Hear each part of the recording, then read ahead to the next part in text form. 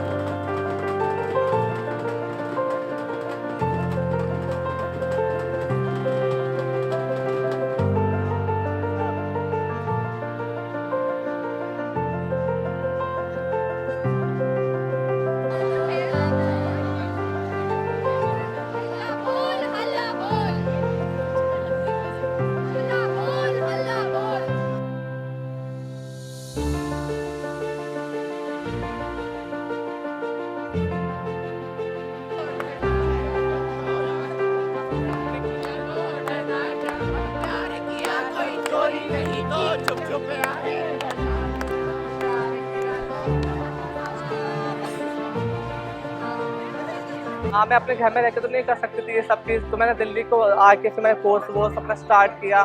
फिर यहाँ के बारे में जाना या प्राइड निकलता, फर्स्ट टाइम में मेरा प्राइड यहाँ पे ना, मेरे को ऐसा प्राइड का नहीं पता था।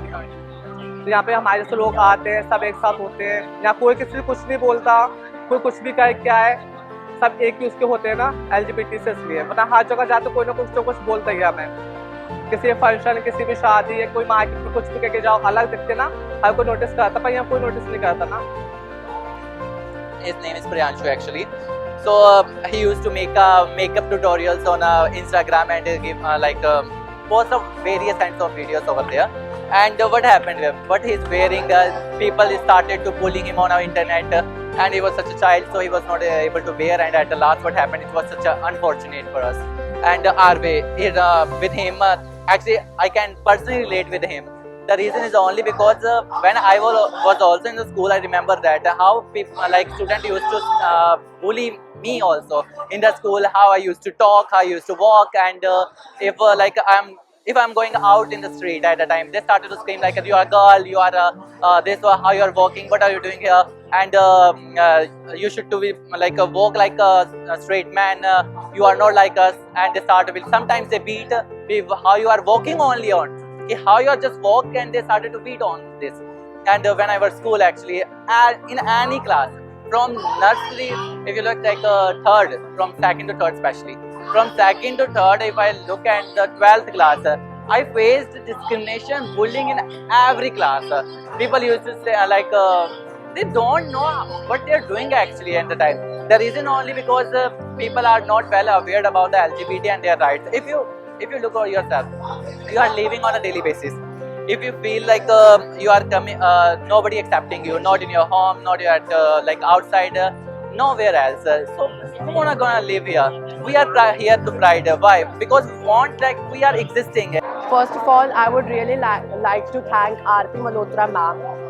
After RV suicide, you know, she has really taken an initiative to help all the community members. Whatever RV has been through, she wants other community members to not go through the same. She's saving a lot of lives. You can take my life example. I've been through a lot of violence, a lot of abuse from my family, a lot of harassment when I came out to them. But just because of Aarti ma'am, you know, she saved my life. I was in suicidal thoughts, I was in depression, I was going through anxiety. But when my parents spoke to them, when she made them understand, and this is not only me, she has saved a lot of lives. And I would really like to tell you, if you have any problem, depression, or whenever you're coming out to your parents or whatever, just never give up. I would request you all to never even think of suicidal thoughts. I'm here supporting Palestine and the kind of genocide that they have been going through under this brutal apartheid of Israel. And this is a message against pinkwashing, and this is a message for freedom and liberty, not just in Delhi, not just in India, but in Palestine and world over, particularly in these times where people are suffering at the hands of this brutal occupation. I think in the past month, with the marriage equality verdict going the way it did, it's important to remind ourselves that at the center of this democratic nation, while we might be let down by the courts, we might be let down by the legislature, it is this document that reigns supreme. No matter what harms that come in the way of the queer community, I think it's important to remind ourselves that we can persist, we will persist, and at the end of the day, it's this document that's going to be there for us. Countries like Germany, Israel, and not to speak of England and America, they project themselves as the protector and protector and supporter of liberty and democracy across the world, but that is nothing can be further from truth. And the kind of support that they give to LGBT community, of course, only in their countries, is far, far, far outdone by the kind of occupation and brutal occupation and the murders, genocide that they are carrying out in Palestine. So we are not going to be fooled by this pinkwashing of Israel and least of all America. Well, I'm a lawyer who also worked on the marriage equality petition, so the judgments were, of course, a punch in the gut.